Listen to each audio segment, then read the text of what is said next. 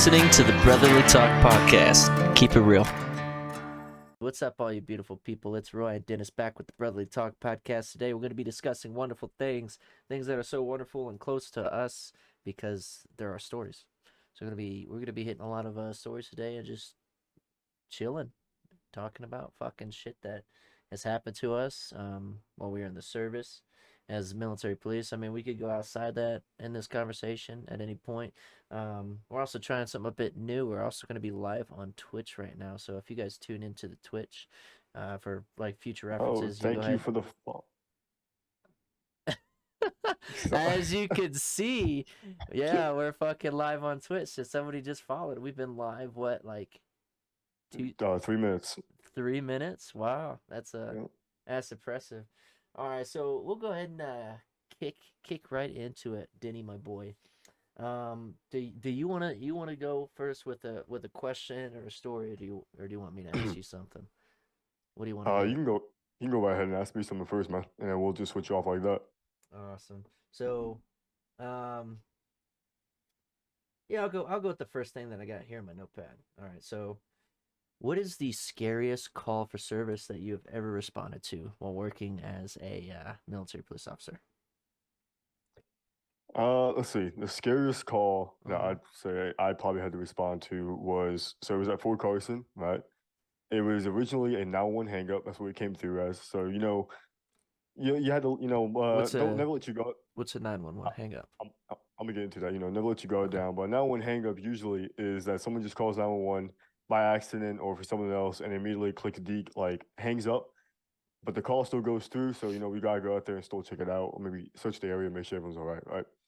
So we got the call from that one hang up, and I show up to this house expecting, the basic bullshit where it's, oh, I didn't mean to, or negative contact, right? Which means that no one's there.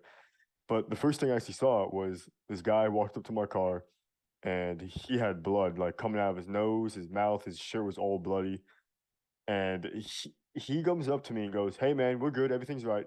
I look at him like, "No, everything's not fucking all right. You're fucking bleeding."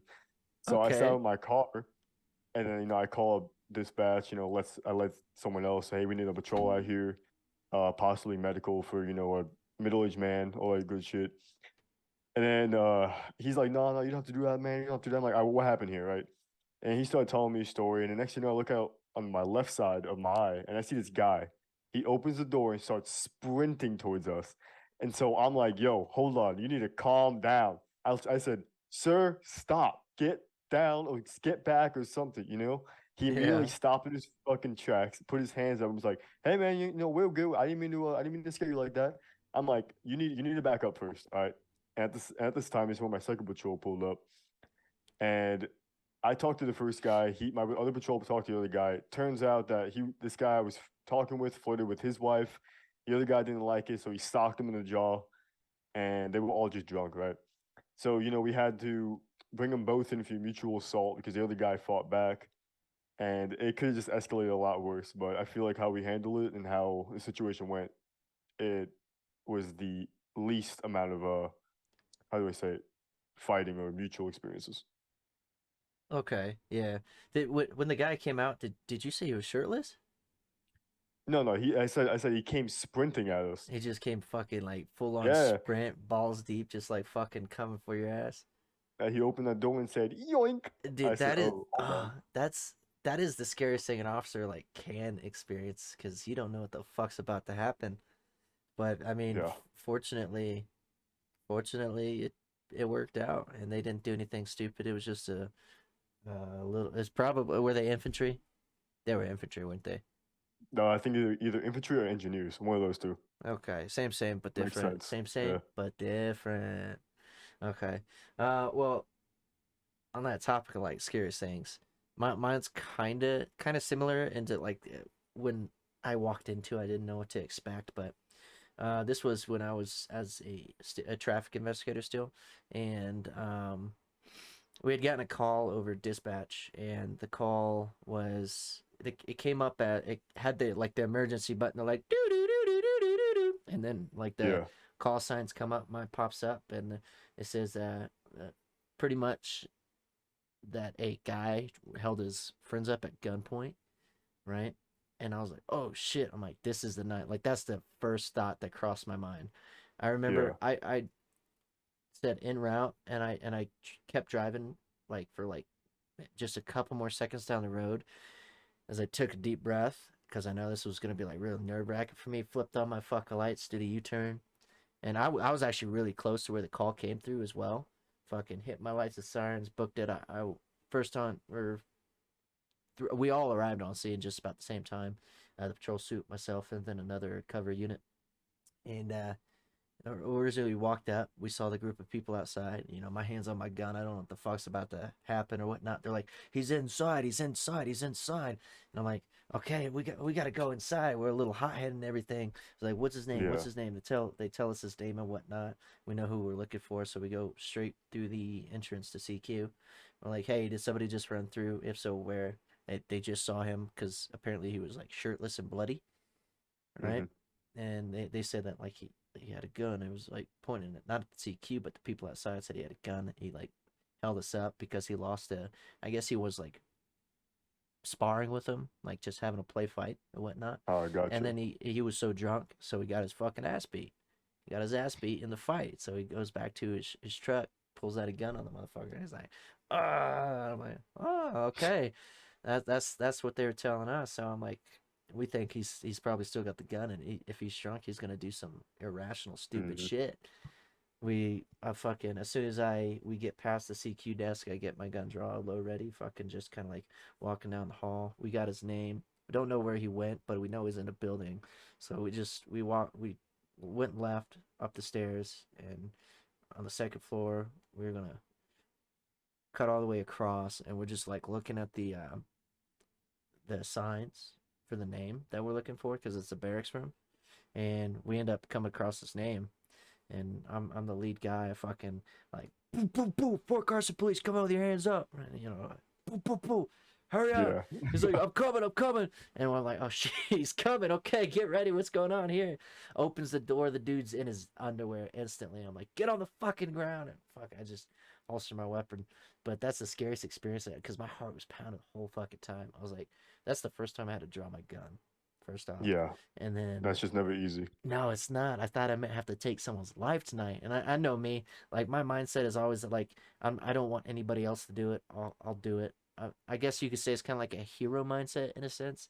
Like but I don't look at it like that. I look at the mindset as like I'd rather do it because I can deal with it in my own way, and I don't want to put you through something like that kind of thing. So I'm just always keeping in mind I want to protect the other patrols on the roads and stuff.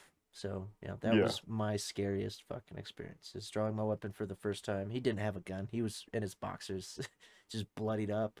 He was trying to wash the blood off of himself. So Damn.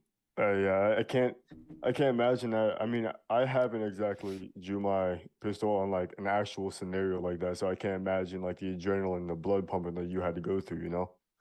shit. But Woo! let's jump let's jump away from scary experiences and let's talk about what's probably your best experience that you had as a, either military police or just in the military in general. Ah, the military in general. That's such a difficult question to actually answer because there's just been so many good experiences, and then I could say Right. the equal with bad experiences because they're Oh, they're fucking there. in abundance. You can get them anytime you fucking want to. What someone has a bad day, oh, they're gonna make your good day bad as well. You know, that's just how it is with rank. So there's quite a few, but if I could pick out like just one day where I just knew I was really happy, I was just having a really great time. Um, oh, there'll be two times. One recently was the Christmas party I did with my company. Because we didn't have to show up to work that day at all. Oh, nice. All we had to do was show up at the USO on base for the Yeah. Christmas party and everything. And I'm not gonna go into detail, but that was a good day. Like that was a really good day. I enjoyed it. I'll talk about maybe I'll share why it was so good a bit later, but that was a good day. But another day that really sticks out that we have like pictures of too. We had some really cute boy pictures that we got to keep in our memories and stuff was the military ball. I think was it 2019 or 2020? I think it was 2019. Yeah, Yeah, because I think so. I was still a PFC and shit. So and it was quite a while ago, so I could talk about it. And what made that such a good day, okay, was because first all the boys were there, like all the guys we came up and we grew up with in the fucking army together. They were all there, and I ain't even gonna lie, man. I was a little on the younger side, and I had a lot to drink that night. Like I was just feeling it, and then I know everybody there was feeling it too. And I think what made this such a good event is because like our leaders and everybody higher up was drinking, and they were Yeah. drunk. So the fact that they were drunk, I was drunk, all my boys were there.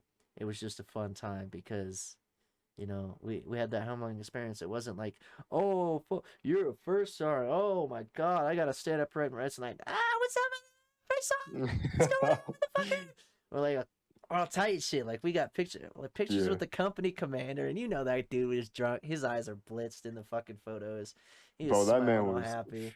on Venus. Yeah, but then I also had Sergeant Major pop me shots that night, and I was like, I was fucking like shots. I was just chilling, dude. It was just such a good time.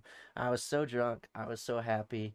Um, and there's one memory that I have at the end of the night that's so crystal clear too, because we're all dressed up in our blues and shit and our uniforms. Oh, I felt good. I felt good. I That looked drip. good. It was great. But another memory I have that night is I'm pretty sure we went back to your room or maybe Jimbo's room. I don't know. It was one of your guys' room because y'all live like right next to each other, right? Yeah. And we were leaving. I was leaving for the night, and I still I had a bottle of something. I don't know if it was Fireball. I had like a whiskey glass or something. Like I was walking, and there was fresh snow on the sidewalk. Crunch, crunch, crunch. I slip, and swear to God, my body planked and smacked the ground. Like I didn't, I didn't like, I didn't try and compensate for any of the fall or nothing. I just went, fucking smacked on the ground, and I laid there, and I was like, ow. I stood up, smiling because I was so drunk, and I just I do walked back. remember that. Dude, fuck, I remember it hurting, but I remember like stiffing it up, just like straight, like, oh, this is my life, smacking the ground, and then like that. I was just like, ow. I got up and just went Yeah. on. I went on. That was it. I was happy. You know what's funny though? I actually do remember that night because I was the DD and I got a 3-day pass out of that. And after we went to the Really? ball, we all stopped by Dutch Bros. It was you, me, Rod, and Jimbo. And I'm Yeah. not sure if you remember this, but you dropped your Dutch Bros when you hit that fucking ground. And you said, "Oh man, let me get some of yours." So Oh, I'm not sure if I remember that. I had been drinking a uh, lot. There's only a couple memories that I have towards the end of the night that are really there. There's that one yeah, photo too that it was me and Schumer. Remember, we got like cigarettes or cigars or something, and we're like yeah. toasting and stuff. We're like typical classy boys. Like that's fucking it, dog. That's where it's at. Real gentleman hours. Yeah, boy. um. Okay. All right. Let's hear yours. Let's hear yours, Okay. Kitty. Let's hear what you got to The say. so probably one of the best experiences I've definitely had in the military is definitely the times that we go out to the field. And what the field is for all y'all who are listening who are in military is like a bunch of training exercises that we usually go out for weeks at a time, focus on battle drills and other military shit I can't really say about, but you get the gist of it. And so we used to go out there and we used to be running missions with the boys and shit like that. People who you really like, people who you fuck with, people who you trust, and it would just be fun times because like during the day you'll obviously do your real shit. Hey, I just want to say thank you for the follow, tight-lipped babe. I appreciate it. But yeah, nice name. People in the fucking podcast, when they're listening to this shit, they're gonna be like, tight-lipped babe. What the God fuck? damn. But yeah. Anyway, you would go out there, with the training, show that with all your partners, all your friends, and all the people who you actually trust. And during the day, you'll be running missions, conducting all different types of classified stuff I can't say. But at night, when you guys be setting up the tent, you guys would just be saying the most dumbest shit. It would be like 1 a.m. Somebody would make a stupid noise. Everyone would Oh, start dying laughing. Your leadership would be yelling at you, "Shut the fuck up, go to bed." bro, Dude, it's bro. just When we were like pre-discussing this, Yeah. Okay, all I could think about was how much I just despise the field. But you brought up like a just memories just now, because that nighttime when everybody like you're done, don't worry about the day. We're all just fucking Yup. chilling after we suffered and shit. And the first memory that popped into mind was when I brought those giant fucking sausages into the tent. Do you remember those Yes. giant I fucking remember that summer shit. sausages? The glizzies. And I was like pointing at Guzman, and he was like, "Ah!" I fucking ripped the sausage head off and like broke my sausage and tore it apart. I was like, "You bit my sausage!" And somebody overheard it. Was like, "What?" In the fucking tent. Uh, One of the say that's two definitely moments worth it. I definitely remember from the field though is when we setting up the tent, right? And it's dark as hell inside there. And I just hear Mhm. fucking someone go, "Who's on my ass?" Bro, I almost dropped the white pole and I died. But and then the second one was the aggro incident. Fucking so everyone was just fucking up the entire day. And this man, he was a PFC at the time. He did not give a fuck. And this one NCO comes in. He starts yelling at everyone. He's like, if you guys keep fucking up, we're gonna take you outside. And he's like, you know what? Fuck that. Grab your 240 and let's go outside right now. This man with the most highest morale I've ever heard goes, hoorah! Grabs it and starts running outside. Dude, we couldn't breathe. All of us died. It was like five of us on the ground while we're getting yelled at. Yo, I completely forgot about the existence of aggro. That man was a blessing. Like he just Um, nothing could take that man's spirit down. He was always so good. Nothing, man. Yeah, just Yeah, happy all the time, ready to go. That's the kind of fucking people that you won't ever forget in your life when you're going through the fucking 100%. suck, dog. All right. So I know we talked about it, but I want you to kind of like glean your thoughts, and I want to hear an experience or a story that you had over in Korea that you really want to talk about. It could be happy, sad, it could be anything you want to. Just share something that really sticks out to you in Korea. I got you. So when I was in Korea, that was in from 2021 to 2022, so last year. I actually just got to my unit, Camp Humphreys. It's the base. If all my military listeners, if you guys been there, you guys know how it is. But I just got there from like 2 3 weeks. I started working the road, and I was actually starting to finally get familiarized with the layout of the base.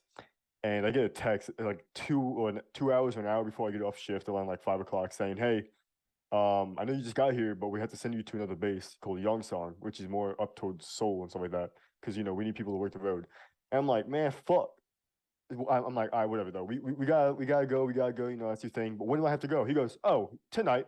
I'm like, excuse me. He's like, yeah. So as soon as you get back, yeah, go back and pack your stuff. You have like 2 hours to pack, and then we have to send you up on a bus 2 hours away. Good luck. I was like, all right, I'll go fuck myself, I guess. So I get off shift, pack, get on the bus, everything, start heading up there. And I finally get to Yongsong, do my stuff for about a week. But the thing about Yongsong is that the base is currently being closed down, right? Giving back to the Korean government and everything, Yeah. because it's gonna be turned into like a national park.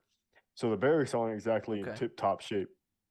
And so we stayed at the old MP barracks, and these barracks they had mold and asbestos, like you can tell easily. So I stayed there in my room for like a week. I had an NCO room because I was a specialist team leader at the time. But after a week, I felt like absolute shit. Like, and it turns out when I went back to the hospital. Thank you for the follow, Beefy Gaming. When I went back to the hospital, fucking they told me I had bronchitis, and I was like, well, that makes fucking sense. So yeah, those berries gave me bronchitis, and so I had to go back to Humphreys now, and I was on quarters for like a week or two, and then after that, I had to get sent back up to Yongsong again, and it was just a total shit show for that entire month. So yeah, that was probably definitely my craziest story in Korea I had. Jesus Christ. So let's compare and contrast the barracks. Which was Humphreys definitely better than Young Sung? Oh yeah, Humphreys barracks are like almost brand fucking new. Like Okay. they got like concrete walls. Like if someone's in the other room, you probably can't hear them unless they're yelling at the top of their lung. Mm-hmm. In Yongsong, they got like the shitty wall that you can hear someone beating their meat ten rooms down. You know what I mean? So it was definitely more of a age gap between the buildings. So Okay. I suppose I guess that's a good thing, but I'm glad I never had to experience some shit like that. Like yeah, you on a experienced some scale crazy of shit. if you would rate the Young Sung MP Barracks on Yelp, how many stars would you give it?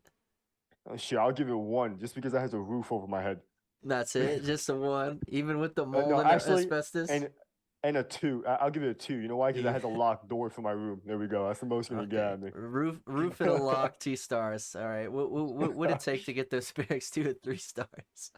Shit, get rid of the asbestos first of all. You get rid of the asbestos before the mold. No, shit, both. Both It's a that just combo. It's a get combo move. get Yeah. rid of the fucking deadly disease in the air. I hear you. Get Oh rid of one, damn. get the one free. You know. All right. So on that note, I mean, I can't share any experiences when it comes down to Korea. I never went to Korea. Fortunate and unfortunate at the same time because my buddies were there, and I missed y'all the whole time y'all gone, man.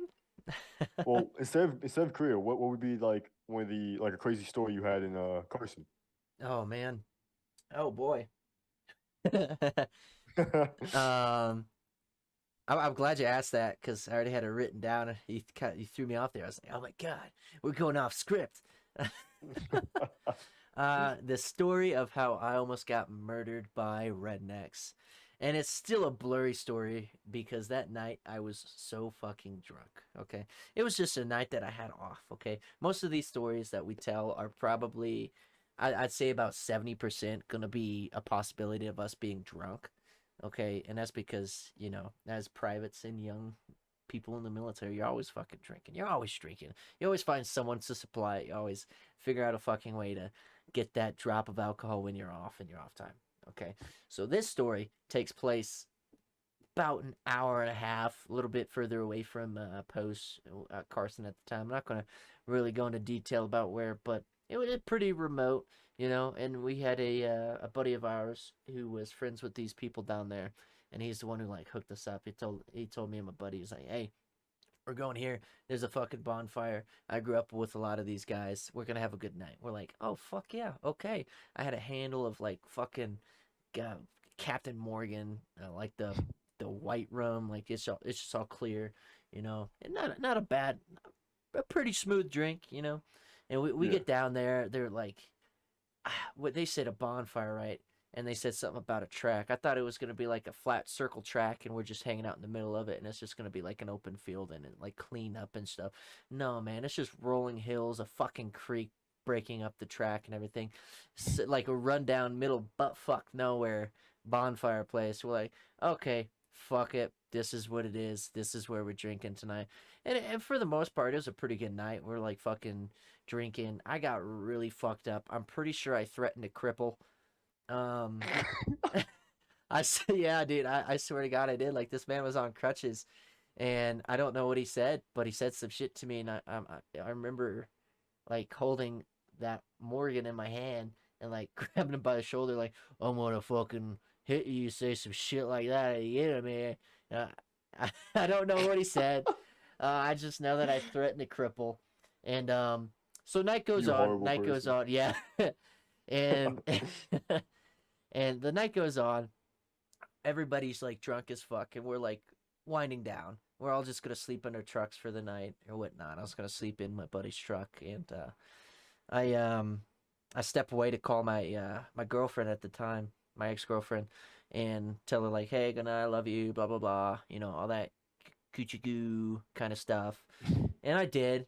And while I was on the phone with her, I started like walking back as like I'm winding down into the conversation. But there's these three girls that were also at the party, and they were like coming up on me, and they're coming up on me kind of hot. I didn't really know what was about to happen.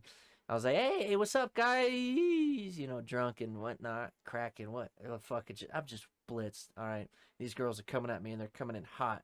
And all I remember is, "Fuck you!" And they all just like charged me, start swinging their fucking hands at me. I'm like, "What the fuck's going on?" Mhm. I remember like throwing one of the girls on the other girl, and I just like took off running. Like I didn't know what the fuck just happened. I hid behind Yeah. a truck, and they were like, "I'm gonna fucking find you and kill you!" And they're like freaking the fuck out because they didn't see where it went. I see it like I don't know, like survival instinct kicked in, so they like walk back to the fire. I go to the truck and I grab my bag of like stuff that I brought with me. I was like, I ain't leaving this behind. I need everything. Fucking put it on, and then I like ran across the creek. Bad idea. Bad fucking idea.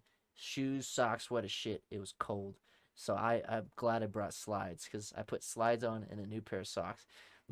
There's one thing the army teaches you: always pack extra socks and underwear everywhere you go. Damn straight. I had extra socks and underwear. I had put socks on. I had slides. It's still cold out, but it was better than being fucking barefoot in slides. Yeah. I go to the other side of the creek. All I can hear are these rednecks. Like, everybody just starts screaming, like, "Where is he? Oh, we're gonna fucking kill him for touching you!" And I'm like, thinking to myself, I didn't fucking touch nobody, man. I'm just flipping out scared now. So I run up the giant fucking hill, and these guys, I just see trucks, like people getting in trucks and lights and stuff. And I guess somebody's like, "Check the hill." And I'm like, "No, don't check the hill." And they know I'm on top of the hill now. Like, they see me and they're like, "Come down, we're gonna kill you." And I'm screaming out there like, "Fuck you!" And they're like, trying to climb up the hill, and I'm throwing rocks down the fucking hill, trying to protect myself as these rednecks are trying to come kill me, bro. What I didn't know was a small group of them like snuck up behind me, and they come up, and I like, once I've realized that they're behind me, they're like, "Oh, hey, chill out, bro, chill out, bro." And I'm like, "I'm gonna kill you." I had like my keys were in my knuckles, and I'm ready to like fucking start knuckle punching bitches with my keys in my hand. Like, I'm terrified for my fucking life. They're like, hey man, we're not here to do that. We just want to get you out of here because they're gonna keep coming to you to like kill you. I'm like, "They're gonna kill me. What I do?" They're saying you touched him or something. I'm like, "I didn't fucking touch these girls." And like, these guys came up, said they'll take me to the road, and the one guy like volunteered because he's from there, he knows everything. Yeah. And I swear to God, dude, we trekked for like 2 miles before we found a road. And Jesus, bro, you were Bear Grylls. and that entire time of trekking, fucking, there was always a Jeep or a truck nearby and a group of guys. I swear to God they were. But once we got to the road, my phone had died, so all I had was my Apple Watch. I'd contacted my girlfriend's parents, and I don't know how. I don't know how. Because I shit you not, when I was like, "How did you guys find me?" They're like, "We just picked an intersection and we saw you as we were driving by." And like, my fucking luck, they found me that way. That's crazy. Yeah. I got in there, and I'm muddy. I'm dirty. Shit, bro. Next thing I remember, I'm going through gate 3, Fort Carson. They drove me to my barracks. I said, thank you so much. I can't explain how much I appreciated you guys." I get my barracks. My shit's still dead. I'm still so drunk. I've had so much trauma. Like, everything's dead. All I remember is Guzman like walking into my bedroom. He's like, "We thought you died." I'm like, "Nah, I'm here, man." And then, like, that whole day, I just slept. I slept the hangover off. And that's the story of how I almost got murdered by rednecks for something I didn't do. And one more side note before I end the story. You remember, you weren't there.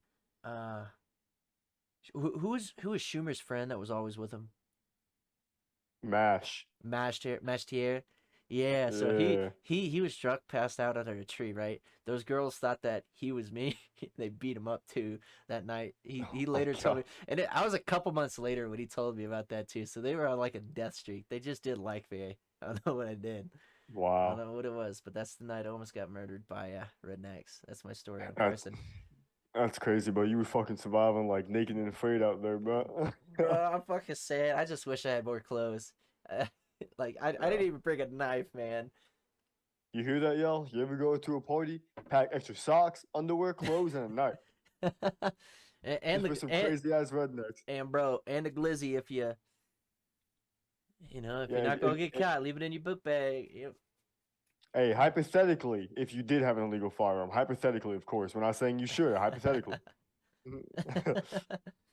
All right, yeah. So that's the night. I almost got murdered by rednecks, my dude. Damn. Um, I too. so what the idea of getting like stupid drunk? Okay, there's two stories that I want to hear from you. Okay. Whichever one you decide to tell first is up to you. I want to hear about the night that we met our ex girlfriends in Colorado, and I'm not gonna say what kind of party it was until your story's over, and or if you want to start off with the shorter story and then go into the longer story about the night that Okay. you guys got caught underage drinking, All right. and then So, damn, you Shockley. really throwing me on the bus here right now. All right, hold Bro, we all did it in the up. military. We all did Yeah. it. It's okay. So, thankfully, we were, all privates, all being dumb privates underage, right? And in my personal opinion, if you're old enough to serve in the military, I think you're old enough to have a fucking drink of beer, a drink of alcohol. You know what I mean? That's just my personal opinion. Amen. Yeah. So, we were all in a barracks room, and I guess we were being too loud. And we just have a little get together, with the boys and shit. And next, we hear a knock at the door, doom doom, and we hear military police. We're like, But we are the police. I'm like, wait, that's us. And so, us being underage and some one of our other buddies being the only of age, right? He puts the music louder, and then so we go in the closet, and so we're sitting in the closet, all three of us in the smallest closet, like fucking ass to fucking nuts, right? And he hear the door open, and he's like, "Hey, I heard you guys are drinking in here." He's like, "Nope, it's just me and the music." And he goes, "Don't lie to me. I know there's other people in here." He's like, "No, man, it's just us. It's just the music." And he goes, "All right, man, listen, if you want to keep lying to me, I can either search this entire room and apprehend all of you, or you guys can come out, and I'll just give you a little smoking, and you guys can carry on with your night." And so we all heard that. We all look at each other. And we're like, "What the fuck do we do?" And the moral of the story, we all came out, and then he was like, "How old are you guys?" And we're like, 19, 20. And they're like, that's what I thought. He's like, "Listen, guys, I'm not gonna fucking bring you guys in, but get down the fucking front lane rest and start pushing." So here we are on the rocks, just like, "Yes, Star Jam won't happen again." And we're just fucking pushing. We did like, I don't know, like something like 50 or some shit like that. And then he's like, "All right, get up." He's like, don't let me catch you guys again. I understand you guys are, military and all that shit, but be smart next time. Don't be fucking blaring music in the barracks if you know people around." And we're like, "All right, it won't happen again," and that's the end of that. And Meanwhile, meanwhile, I went back to my room because I was there to grab another bottle of alcohol, and I was walking back and saw these motherfuckers getting smoked, and I said nope, and turned around because I still had the bottle in my hand, and I'm fucking young too. about face. Yeah, that's exactly what happened, dude. I saw you. I was like, nope. Yep. So the second story, right, is so when we actually just got the car, so I think we were all like 19, right? This is the night that we all met our ex girlfriends at the time. And so my buddy here, Roy, right? He's talking with this girl. I think he met her like one other time, but then she invited us to a party. I We went out there. had a date that same night or earlier in the day before we That's went to right. that party. Yeah. Okay. And then so I went there, and I knew I introduced myself to his ex and shit like that. And she's like, "Yeah, I have a friend if you're interested." And I was like, "Yeah, why not? Why not? Send me your snap." Right. So I get a snap. We talk. She comes to the party, and we introduce each other.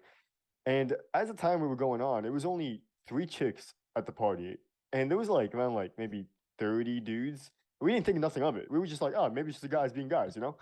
And so we're all drinking and chilling, and then I talked to this guy playing piano because he's good at fuck. I'm like, "Hey man, you're pretty good at piano." And he's like, "Oh, thanks, man." He's like, "Hey, you have a boyfriend?" I was like, "What?" And he's like, "No, no, you have a boyfriend." I was like, "No, man, I'm straight." He goes, "Oh, okay. I guess you're the only straight guys here at the party." I was like, "What? What do you mean?" He's like, "Oh yeah, this whole party, it's all for like gay people." I was like, "Huh, that makes sense." And Now I'm I not saying I have nothing. I have nothing against the gay, LGBT. I don't give a fuck. You're gay. That's cool. I'm cool with it. But it was just like it threw us off because we were like, "Oh wow, we didn't even think about that." So a whole party of just like 30 gay dudes, and we're like the only two straight dudes here, and we're like, "Huh, that makes sense." Bro, and you So want to know the thing that was nuts about that party too is that even the girls, they totally like had the appearance of like they were probably gay, you know, yeah, and that's something that was like I didn't even notice it either because I was so focused on the new girl that I was seeing at the time. Meanwhile, we're like exactly. sitting on the couch, fucking tongue fucking each other and all that shit at the party, and we don't know any. I don't even know how we found this party. Do you remember how? I don't. I thought she just invited you. No, No, well, I'm pretty sure it was me. I think I it was found one it. of her friends. I'm pretty sure it Maybe? was one of her friends. You sure? I think so. Because Maybe. I don't remember anything about that night. Like, all I remember is like, oh, this was our first time seeing your ex drive, and the way Yeah, she that's right. drove was like a fucking maniac. But I She thought I was drove, gonna she die. drove like a fucking maniac, bro. I remember getting in that car because she was like, oh, I got a friend that'll pick us up in DD, and then my ex even stayed the night, and I got lucky, and I was like, yep, this is going down. This is how it goes, and that's yeah, that was crazy. I still can't remember. Sorry, I still can't believe that we completely were oblivious until it was made like to our attention, and I nothing know. changed. Nothing changed. I suppose that's a No, good thing. That's a good thing then. of Nothing course. changed and we didn't notice at first. So that was always a good story. All right, so tell me. about the birth of the Mercians, and if you would like to Oh share man. some non-explicit Mercian content, let's hear Yeah, some. I'll Let's hear go into some. that. Let's hear some Mercian verses. All right. So the whole backstory behind it, right, is that so during the time of the Aldo riots and right, Antifa riots and everything that was going on, us being military police, we also can specialize in riot control, and so we were about to be spun up as active duty. And when the whole debate of should active duty be deployed on U.S. soil, all that stuff was going on. We actually went over to Virginia, Fort AP Hill, for non-lethal weapons training and riot control. And so when we're out there, like it's kind of like the field almost. Like during the day you do real shit. At night, then you have some downtime. Mhm. And at night we had the downtime, which became the birth of the Mercians, which is a Bible full of different stupid, tiny little verses that I will gladly share with some of y'all. I started on my notes. We all contributed to this funny little thing that we all had going on. We were all just fucking stupid and bored at the time, and we like, fuck it, let's make something stupid about it, yeah. All right, let's see. Merkins 3.1. Yelling louder than someone in an argument does not mean you are winning. I think that's pretty fair. That's yep. Merkins 1.8. Smoke break should always be utilized. See, in the military, you have these things called smoke breaks. That's your little 10-minute break. Go out there, chill, talk with some people when shit's not going on. 1.4, hot Cheetos is not fucking breakfast. You know who you are. Fuck. uh, Here's a good one that one of our old squad leaders heard of. Yeah, I think you'll know. But NCO is trying to communicate is like watching Chinese kids try to smell the color seven. Jesus Christ, bro. Yeah, and that man, I don't even know if I've been able to hear all the 3.0s yet. I think I've definitely heard the one verses and on, and then the two verses and on, but I don't know like if I've heard the 3.0s. How far does It's this go now? actually 8.5. 8.5. Yeah. And do the numbers go past like 10 per one? Like, so does it go like So 1.11, 1.12 and up, or no, just there's 1.1 to 1.9 and then 2. okay, and okay. Yeah. It's about 10 per like uh verse category, I It's guess. about like 85, yeah. There's 85 Mercian voices. Yeah, All right, guys. 85.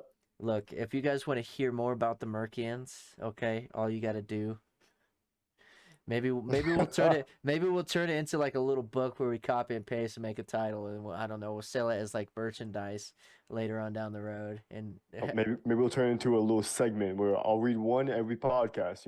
one one Mercian verse every podcast. That'd be nuts, man. Okay, so that is the Mercians, and the Mercians is a wonderful thing Yep. in our group of friends because we just fucking put facts that we hear in there. I mean, a fact can be put in that's as simple as bros before hoes. Yeah, pretty much. Exactly. I'm pretty sure it's in there. That should have been one of the first ones, I think. I Now the think so. first one is stay strapped to get clapped, George Washington. Yes, yes, I do remember him saying that. I was there when he crossed the Delaware in the Christmas of what was it, 1776? No, I Christmas believe of 75. 75, yes. Christmas of 75 when he crossed the Delaware. I was there and I heard him say that. Oh So wow, thank I you. I'm a reliable resource when it comes down to facts about George Washington. I just want to Thank you throw for it out rowing the there. boat. I appreciate that. Yeah. Let me drive a boat. All right, so here's another story that there's a couple stories I want to tell. I'm gonna give you two shorts and then a lesson that I learned for the third one. And the lesson, we'll get to that. One story that I want to tell as a private, because we all do dumb things. I was an MP, and I think I had to work on like a Sunday, but I wanted to get out because I don't know. I think I wanted to go like see my girlfriend at the time, and I didn't want to go to shift that day, so we can't call out of work. Okay. Well, that's not a thing. Calling out of work is not a thing. So you got to find Oh, excuses that are viable to get out of work. I told my chain of command that I was getting baptized on a Sunday, right? And I wasn't actually going to get baptized. I just wanted to go fucking see my girlfriend at the time. So they said, oh my God, you need, no, like, what did they say, Dennis? Because you heard it and you remember it. They were like, "Oh, I'm so glad that you're finding a religion and someone to believe in." And I was just sitting. I knew what was going on. I was sitting over there like, "This motherfucker." And yeah, so I say that, and I was like, a buddy of mine at the time, Daniel, he like comes up to me, he's like, "Hey man," like I forget exactly how it went down, but Daniel's a black guy, and he does occasionally go to church and stuff, and he was like, "Hey man, if you want to do it at my," I don't think he believed me at the time, or he believed that it was actually going to happen. He didn't realize what it was for. He's like, "I'll take you to my church if you want to." Like, where are you getting to? He was asking me all sorts of questions. Like, he was super interested. I'm like, to be honest, brother, I wasn't. That was a lie. I just wanted to get off work. He's like, "Oh, big respect. Yeah, I get that. I get." He's like, "If you want, you can come to my church." I was like, "You know what? I probably would be a good idea for me to go to church at least for the day, and I ain't got nothing to do in the morning, but at an afternoon is what I wanted to do." So I ended up going to church with Daniel, and what he didn't tell me is that he was taking me to an all black church. Oh, nice. When I got there, I was the only white guy, and I gotta say, going to an all black, I think it was non-denominational church. It was, I don't think it was specified as like all black, but I was the only white guy there, and I was like a unicorn in a fucking show of just like stallions. Like all these people come up to me. "Oh my God, how are you? Thank you for coming today, sweetheart." Like everybody was so nice, right? And as we're sitting like through the sermon and shit, like bro, the fucking the energy that I experienced in that church that day was unmatched to any other like Baptist church I've ever gone to or anything else like that. Unmatched, bro. If you want a fucking wholesome experience, go to a black church. They know how to make you feel wanted. They know how to fucking make you feel Christ when you're like in there. And if that's what you're looking for, right? That's not particularly who I am or what I look for, but that's something that I did to get out of work, and it was a good experience. We even got fried chicken afterwards. We went to Raising Cane's and got some. Oh, I fucking love Raising Cane's. That shit's good. Mm. All right, all right. Raising Cane's is a fire Oh establishment. my Only motherfuckers that can compete with God, Chick-fil-A. Only motherfuckers that compete with Chick-fil-A. bro! I think Cane's chicken is better than Chick-fil-A. Ooh, Hands now down, you a get into some thousand spicy percent. territory. Hands down, 1,000%. Cane's beats Chick-fil-A. Their chicken is so goddamn good. I will say their sauce, for me at least, is better than Chick-fil-A. But chicken though from Chick-fil-A, that's God's chicken. No, it ain't. No, it ain't. Lord bless Raising Cane's. I'm just saying. But Chick-fil-A is still good nonetheless. I'm not saying it's trash.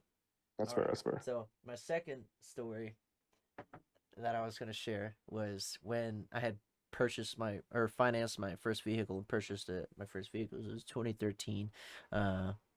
Is my first finance vehicle. My first vehicle is a 2000 Chevy Cavalier 5-speed, and then my second vehicle, which I purchased and financed, my first finance vehicle was a 2013 Volkswagen Passat. Called it the what did we call it? What did you call it? I There, forgot. I know there was a name for it. It was a female name. I know that. Oh my Faith? God. No, I don't remember. Bro, what? Faith? Nah. It was probably something completely nasty. It's probably good that I don't remember what we were calling it right now. Yeah, low key. It was probably something like Bertha. I don't know. Bertha. That's an inside joke. But so the day I bought that car, me and my friends were like, "Oh, we got to do something in it. Like, I got a car now. Now I could finally like drive people around and shit. People could ride with me." So I fucking like taxied around my friends that night, and we fucking went to every party that we could find on Snapchat and just fucking like partied up and stuff, right? But the story with that car was the last party that we had went to. We pulled up and I was playing Pose by, I think it's Lil Uzi Vert, Yeah. photo shoot, pose. And as we pull up, fucking, we get out, like this group of, it was a younger party. This group of like high school kids are like, "You're running shit, aren't you, bro?" You could just tell this high schooler was fucked up. We're like, "What the fuck is this?" And we're walking up to this party. Little did we know that there had to be like 150 people inside this fucking rich kid's house. Like that the place was completely fucking packed. Like if max occupancy was 84, it was doubled in this fucking house. Okay? And like they were blasting music and shit, and this poor mother was trying to like she knew she couldn't like kick people out because nobody would have fucking listened. This poor mother's like going around cleaning up the best she can in the moment, and we saw her, me and my buddies. I think there's like 5 of us, and we're all like pretty toned. We're not like ripped motherfuckers, but we're all toned and stuff. And we're like, "Do you want us to bounce for you?" So just imagine like 5 young dudes who knew what they were doing, just standing in front of this house, and we told everybody, "Party's closed." They left the house. They were not getting back in. Fucking party's closed. Get the fuck out. So we spent about an hour there bouncing for this mama before we're like, hey, sorry, we can't do anymore. We're tired. We're gonna go home. And this random, like just this random old lady, and she came out there too, and she talked to us for a little bit, like, what are you guys? And we're like, we told her like we're both. She's like, oh, we're fucking at peas, but we've been in the army like a whole fucking year, maybe at that point, year and a half at max. Just having a good time. No, Yeah, I think it maybe have coming up on 2 years. It took me a while to buy my first car. I was always somewhere bumming around off there. of Yeah. people. Before I tell my story, Dennis, okay, I want to hear from you a little Okay. bit. What is an experience that taught you a lesson in the military then? When like growing up as a private, what's an experience that taught you a lesson? Let's see. An experience that taught me a lesson in the army would definitely probably be one of my first DUIs. So that's Yeah. drinking under the influence, right? A person drinking while driving. That's a no-no on base. And so at Color Scene, brand new privates, we weren't actually allowed to actually run the DUIs. That was more like a traffic investigator, which they specialize in, mobile vehicle accidents or mobile infractions, right? Mm-hmm. And so I get called out there, to a system and everything. And this actually taught me that about functioning alcoholics because when we first arrived, he was running his SFSTs, which your field sobriety tests, like your one-legged stand, all that stuff, and he was passing all of them. But then he blew over the legal limit of the breathalyzer test, and they had to apprehend him. And I talked to my traffic investigator. I was like, yo, so why'd you apprehend him if you pass all the test, which I didn't see him do the breathalyzer test at the time. He's like, oh, because he blew this. I'm like, wow, really? That's crazy because like he didn't have any balance issues. He didn't have any slurred speech or anything. He's like, yeah, these are things called functional alcoholics where they can drink way above the legal limit but still function as a normal human being. I'm like, wow, that's kind of crazy. So yeah, it's the traffic investigator over here, Hi, my but name's Roy. I'm a functioning alcoholic. oh, I meant the traffic investigator, but yeah, Oh, that too. oh. But yeah, that was definitely one of the experiences that taught me about, like functional alcoholics and you gotta really be have your investigative skills for incident like that. So Yeah. So you're saying what it kind of taught you was to be more intuitive and to think outside the box when investigating things, yeah, something like definitely be that. more alert for definitely be more alert for a subject that's Yeah. possibly under the influence. Yeah. Yeah. And that's actually a great thing to be said. Especially as a cop. Everybody's different. Some people might be more, you know, not affected by alcohol, which you saw. That's pretty fucking tight. So now we jump Uh, into. Go ahead. Go ahead. I just want to say, so for the next story, I want you to touch on one certain story about an experience that you gain good knowledge from. And I think we all know where we're going with this. It has a 2 and it starts with a 0 in it. So The 240 Bravo incident. For those who don't know what a 240 Bravo is, it is an automatic, or it's a squad automatic weapon, right? It's not the saw, but it's like an upgrade from the saw. All right. shoot So 7.62 instead of 5.56. yes. So it's a big fucking machine gun. Okay. I had to lug a big fucking machine gun around for 2 weeks of a field cycle that we had went through. It was company certs, right? The X Yeah. evaluation, the company X evaluation that we did Hmm. quite a while back, and I had to lug that bitch around everywhere I went. And I'm not a big guy, okay? I don't pride myself as being a big guy. I'm not a big guy. I like to think of myself medium, but more people would probably classify me as like the small range. And I'm okay with that. That's just, how I am, right? But I'm toned, and I definitely could carry that weapon around. I couldn't necessarily aim through it, shoot through it for probably 10 minutes or more, because at that point I'd get really fucking heavy. But I lugged that bitch around the entire field cycle, okay? The last day of the field cycle and the last 20 minutes of that field cycle is where I fucked up. That's where I managed to go through an Yep. entire field cycle without fucking up. I did excellent, bro. I was certain that I would have gotten like a coin or something. I did great for that company X-File. I was motivated. I was happy. I was ready Hmm. for this shit. Nighttime rolls around. Sun goes down. We're clearing out. We're all like ready to jump into our Humvees. I get back to my Humvee, throw my assault pack in it. I had my 240 on the ground right outside the Humvee. It had already been started. Our driver had gotten the AC rolling. It was a hot day. Inside, I get in. I'm like moving my barrels in. I had my barrels with me. Okay. I had my fucking 240 barrels with me. But I fell asleep as soon as I sat down in that car or in the Humvee and felt that AC. I woke up as the car started moving. Didn't think anything of it. 240 was still right outside my door. We took off. We started going. I'm just happy. I'm like, AC. I'm chilling. I'm fucking tired.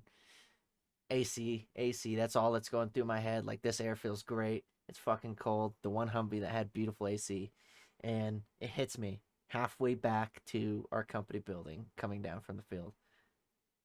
I was like, ma'am, because I was riding with the LT. I'm like, I think I left my 240 behind. Dennis wasn't in my car, but Dennis, can you explain the story from your perspective? What happened after I told LT Yeah. that I think I left my 240 behind? So I was in the second truck, I believe. I was the one right behind the big ASV, and I was the driver at the time, and my TC, which is a truck commander, which was my team leader at the time, and team leaders and TCs usually run the comms, right? So he's sitting there, and I'm driving, and everyone knows, me, Aubrey, are boys. Everyone knew our little friend group, right? And I'm just driving, and the only things out of his mouth was, "Your friend fucked up." And I said, "Oh no, what happened? What do you mean? Which friend?" He goes, "Aubrey." I'm like, "No, what did he do?" And he goes, "He left his 240 behind." I was driving. I said, "No fucking way." And we're going there, and he's like, "Hold on, you need to stop." So we basically did a herringbone. I'm really not really gonna go into that, but we all stopped, and we see the last, like one of the last truck do a U-turn, go back. I'm like, "Oh man, he's fucked." So after, like, I don't know, like what, 15 minutes, something like that. Because it was a while Um, back. I'm not gonna throw names out there, but the person that drove our fucking truck back out to the fucking field site that we had, let's just say the speed limit was not seen on the side of the road going that direction. All right, we kind of just estimated what we needed to catch up, and we found it Hey, exactly where I Hannah left it. Starbucks girl. Hannah Starbucks girl, thank you for the follow. I'm sorry, I didn't mean to cut you off. Go ahead, Aubrey. Hannah Starbucks girl. That better. I wonder if that's my wife. No, that's not my wife. I don't think. I think. No. I think my wife's Twitch username is Be Berry Brave.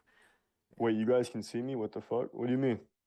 It's only the chat going. Well, hold on. Go ahead, Oh, hold Aubrey. on. My I bad. see it. I see it. Wait, you guys can see me? Yeah, we see we see the chat and Yeah, you see to you pop up. yeah, to continue. I thought I thought you guys were fake. No, no, this is live, man. Like a uh YouTube video. No, all right. I appreciate you tuning in though. So going forward with it, right? So Go ahead, we yeah. we we got back and we found my 240 like just right off the bat. It was easy. I guided them exactly. A little thing about me is if I walk a certain way, I can walk for miles. I remember the trail that I walked so well. Like I can recall my steps. That's why like even when I play like fucking Minecraft, dog, I am the navigator, man. I know everywhere that I've been. All right. Yeah. But I don't know where I haven't been kind of thing. Same thing. I'm just really good at remembering the path that I come up. And Sorry, I was looking at chat, but I remember we got the 240, okay, and I thought I was safe. I'm like hugging it. I'm hugging my 240 all the way back, fucking in the Humvee all the way back to our company site, and we fucking when we get back, that's when my nightmare began, because my team leader at the time, he was really tough on me. I didn't even get out of the truck by the time I heard him yelling. He was waiting at the fucking truck line to tear my ass apart. I remember that. I heard, dude. I I heard the started, yelling yeah, from inside the company, dude. and given there was like a good amount of fucking concrete between us. So I started getting smoked the moment I got out of the car, the truck, the Humvee, and I'm like doing all the like just crazy shit, getting yelled at. He's calling me an idiot, you dumb fuck. You know what could have happened if like because it's still a training environment, so everything he was saying was valid. If the enemy had got the weapon and whatnot, I was like, okay, Yeah. yeah, I fucked up. I know I left it behind. I'm like, yeah, sort of fucked up, holding a 240 Bravo above my head and shit. And then he's like, he gets a call. The armor needs the weapon, so I go in. I'm like, ah, the smoking's done. I turn my weapon in. I'm breathing like a fucking dog, dude. I'm like, I'm already gassed, and he comes up. I was like, go take a fucking water can and fill it up. Knife hands in my ass. I'm like, fuck me, dog. So I fill up a water can. And those who don't know, I think a water can is the same as a Jerry fuel can. can. The jerry can is like five Yeah. gallons, I think, right? It's like Yeah. five Something like gallons, that. something like 5 gallons of water. And like for those civilians that don't know, like just imagine you. I know you bitch asses get fucking gassed out carrying a jug of milk into your house sometimes, bro. Imagine 5 jugs of milk. Shit, I still do. Fuck Yeah, you I do. Yeah, mean? this just sucks. And fucking, um, he sends me back to the truck line, and for the next 3 hours, dude, 3 hours. Like at some points he's just like playing on his phone or whatnot. I'm carrying a water can over my head, and like my arms are weak; they're shaking at this point. Like so like it's Lunges. on my head, like, and that's how I'm carrying it. I'm like trying to like I'm in Egypt or something, carrying a basket of water back from the Nile, and moral of the story is I got the shit smoked out of me, and that's the worst smoking I've ever had in my life. Smoking is corrective action. It's physical punishment, essentially, right? Yeah. And you can't be corrected after that. You can't like have a counseling or anything. If they do, it's double jeopardy, and that's something that the army's against. And if it does happen, you could fight it, and usually you get right. Um, but yeah, I got the dog shit smoked out of me, and it I, was I do want I do want to mention a couple things though. So go ahead. first, Hannah Starbucks. While you guys are good looking, what the fuck? I appreciate you. Thank you very much. We both love you guys. And he probably had a crush on you. Hey, the team lead maybe did. Maybe you did. Uh, Vicious Shanty. Thank you for the follow. I appreciate that. Welcome to the podcast. But yeah, what I wanted to mention though is from my perspective. So we returned. I was turning in my Mark 19, right? Not my Mark 19, my Gunners, because I was a driver at the time. So I turned in my 249. He was turning his Mark 19. That's an automatic grenade launcher. For y'all who don't know what that is. And I look over and I see this man gassed, like he's just coming in. He looks defeated as hell. And then that's when he said, "Go get the fucking jerry can." I heard that. I said, "Oh." Oh, that face you made me think of the Shrek meme. The Yeah, exactly. And yeah. so, is myself, Jimbo, Rod. What you do after that field cycle, right? You go back, take a shower. Best fucking shower of your life, by the way. Oh yeah. Drink a beer, nice and chill. You know what I mean? Every time. We didn't see this man come back until like 2-3 hours later, like he said, and he stopped by the room and he was just he looked dead. But we all looked at him, cracked open a beer. We said, "Here, you fucked up, but you deserve this." I think the beer was gone like a point millisecond. Bro, it was so they kept going to my house to check if I went to school. Bro, 2 years ago when I About was 2 years 14, ago when I Cash was like started on. 14. What? Oh But damn. so this story and the moral of the story is, right? And Yeah. what it did for me was it taught me to be accountable for the items that are given to me. Okay, and this is something to keep in mind too. Like, if even if you work at McDonald's, bro, and they're like, we trust you to take care of this spatula for a night if you want to borrow it or something, you got to take care of that spatula and fucking bring it That's your back the next SI. day. That's an item that you gotta be accountable for. And a 240 Bravo, if let's say, I mean, let's not talk about what happened in Iraq, or was it Afghanistan? I keep Afghanistan. Afghanistan. We pulled out, left plenty of fucking 240s back there, Yep. right? But at the time, me leaving behind a automatic fucking machine gun that shoots 7.62 rounds into the enemy, leaving that behind in a field environment, and they got that would have been a really fucked up situation, right? And Yeah. I was totally at fault, and now like that has taught me, like, every time I go anywhere, I'm always patting my pockets, make sure I got what I need. Every time I put my uniform on, I go to work, man, I'm patting my pockets, fucking making sure I got everything I need. My dog tags, Facts. okay, they're at least in my pocket, if not around my neck, bro. I got them. I'm ready to go. Then this is what I need. I'm always checking, making sure that I have the items that I need with me, Yeah. and I'm always, before I leave, and I do it to this day too. I always make sure that I have my DoD ID in my wallet before I leave base. Like, as I'm driving, I'll be like, okay, it's that time. I keep my wallet in my left pocket on my shoulder. I pull it out, go look at it, like, oh, there's my DoD ID. Okay, I'm good. Yep. Don't have to turn around, put it back in my pocket. I'm good.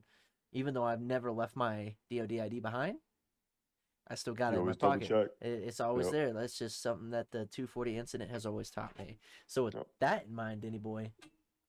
I do want to mention though one thing that first of all, Hannah, until last year they came and I couldn't go to school at like the end of the year because I had a son and I started to appreciate them. Well, we appreciate you too, and I hope your son is doing as well. But I do want to say though, for anybody who's thinking about joining the military or anything, corrective action is just one of those things that, to be honest, is actually pretty good because you'd rather have that than paper. See, Oh, like, yeah, absolutely. Yeah. it's definitely gonna suck ass, definitely when you're doing it and when you're in the middle of fucking pushing the earth, you know what I mean? But I promise you, like, we are who we are today because we learned those hard lessons and we don't fuck up nowhere as much now since we do that because that shit gets distilled in your brain. It's like almost muscle memory at that point. Where it's like, oh, it's like leaving the house. Oh, phone, wallet, keys, type shit. But for us, hmm it's more like, oh, we got a weapon. All right, cool. Truck, good. Fuel. You know what I mean? People, we're good. You know what I mean? So, what were you saying? On? I didn't mean to cut you off. No, I was gonna ask you, what is the worst smoking that you've ever experienced? The worst smoking I had. Let's see. Because when you get smoked, like, there's definitely that memory that's gonna go clink. Oh yeah. It's there. Let's It's see. there. Let's hear about it. One of the worst smokings I had was definitely, I forgot what the main purpose of it was. I think that me and Jimbo we fucked up and we were just fucking up like the entire day. And we were like specials at the time. So we were needed to provide a standard for some of the lower guys. And if we were proving such a shitty fucking standard, then it reflects onto the younger guys being like, oh, look at these guys. These guys can't be losers. But it was we had these two NCOs, bring us out back, and we just fucking got smoked for like an hour and a half, 2 hours. It was front back goes. You know what front back goes are? Oh yeah, front. You Yeah, start pushing back, start flutter kick, go, start with is running in place, right?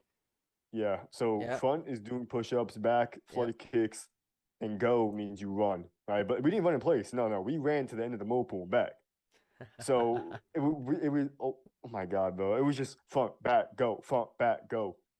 And we would do like push-ups, then flutter kicks, and then run. And then as soon as we come back, flutter kicks, I mean push-ups, flutter kicks, run.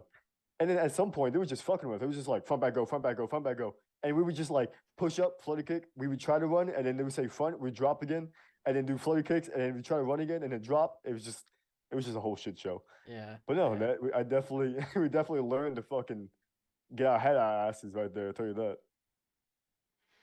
I feel you. I feel you. Yeah. Um, that's actually been something that. Oh no, I have done front back goes after I became an NCO to somebody. Yep. I have. That is definitely something that I actually I did.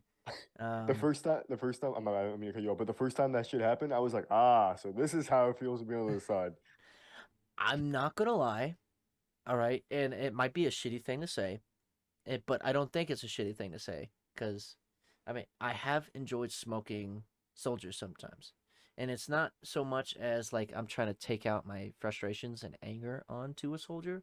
Like I if I have smoked somebody, I've done it because I want them to progress and do better. Okay, and that's Exactly. how I truly feel. Like I want them to do better, and I don't want them to have a history of counseling. Because guess what? Your counseling packet goes with you everywhere you fucking go. All right, you go to a new unit. There's no starting fresh if they know what's fucking what you did before. You know, Hmm. you got that history there, and you destroy that, right? And we find out you destroyed a counseling fucking thing. Then that's punishment. That's some serious fucking punishment you got to deal with, right? Yeah. So I definitely like the idea of corrective action against a soldier physically, physical training versus a counseling. And I wish more soldiers would understand that and stop taking the paper because now they're getting kicked out. And Yeah. if you don't know, if you don't do 3 years of honorable service or a med board, then you don't get any fucking benefits. Period. Yeah. Like, I mean, Also, there's other circumstances, but yeah, go ahead. also three counselings equals an Article 15. Yeah, And Article 15 means deduction of rank, deduction of pay, and trust me, you want your fucking pay. yeah. Or extra duty days. So that means on your day off, guess what? You still working. My advice: shut the fuck up, take the smoking, and be happy that it's not being recorded and it's just Exactly. down the drain at the end of the day. And y'all acted like it's so bad. No, y'all getting stronger at the fucking end of the day. You kidding me? Like that 4 hour smoke sesh with water cans and a 240. Oh, I definitely got stronger that day. I PT's free. definitely got fucking PT is fucking free. These muscles are free. I know my arms may look skinny, but I promise you they're all muscle. That's all I got to give. I ain't got nothing else to give. All right. Being a policeman's hella fun, right? Yeah, I mean, it's definitely got its ups and downs, definitely. Uh, it's just like any other job, you know. Some days are fucking shitty. Some days you feel like you actually changed the world. So, Yeah, yeah, I can agree with that. All right. Well, hey, look, guys, I appreciate tuning in and having a wonderful time with us. It's been fun sharing these stories with my brother, my yeah, my brother. I kind of slurred that a little bit. My brother. I appreciate you guys listening to just hearing stories about us when we were younger, as privates and newly pinned specialists rocking that sham shield and other crazy stuff that has just happened to us along the way. If you want to hear more stories like this, I'm sure we got plenty. We got plenty. We just definitely have to put it to thought because over the years you kind of forget a lot of things, but a little bit of kick here and there, we'll remember some really fun stuff that we did that we can share with you guys and keep the story alive. If you guys want to, hey, look, if you guys want to participate and give us ideas to how we do things on the podcast, just make sure you interact in any way you can. Any way, absolutely, you can. Give us ideas. Um, do the basics like subscribe, follow, listen, type but in chat. type in chat. Look, we're gonna try and see what this Twitch thing does for us. If we start getting a really good following base on Twitch, and every time we come up, we'll start doing solo YouTube episodes. Or if it's not too interrupted by the Twitch chat, then we'll post it onto our Spotify. Well, you can find it on YouTube or Spotify or whatever platform you listen on to. The only platforms I believe we're not on right now that are very popular are Apple and Pandora. But Pandora Yep. can be fixed here soon. If you guys want to hear Pandora, just let us know. Dennis, go ahead and get your goodbyes in, beautiful boy. I just want to say, thank you all for listening as always. It really means a lot for all of us now for knowing that you guys definitely come in and listen to our stories or our different opinions on different subjects of the world. And we really do appreciate that. We love y'all from the bottom of our hearts, really. And this is actually our first time on Twitch, and it seems like you guys are blowing it up, and we really appreciate that.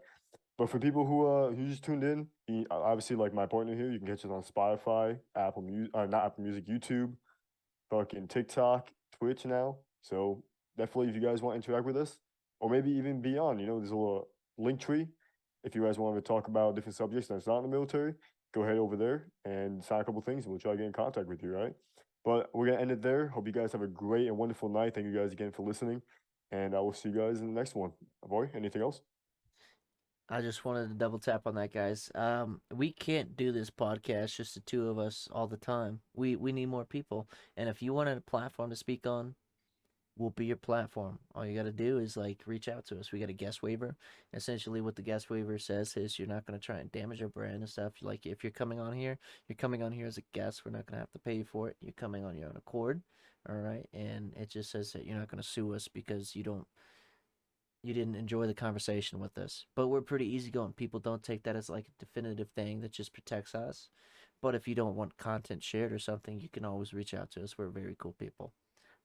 If in whatever topic you want to talk about, we're here for it, and we will love to talk about it, whether we're just talking. Hey guys, it's Roy, Dennis, and Jimbo from the Brotherly Talk podcast. We just wanted to say thank you for tuning into the podcast today. Your support means everything to us, and we're super appreciative of it. If you want to see more content like this, make sure you interact in any way you can. We're on many platforms under the same name of Brotherly Talk. The whole idea of this was to give a voice to the little guys, everyday normal folk who don't have a platform to speak on. We'll be your platform. As always, keep it real.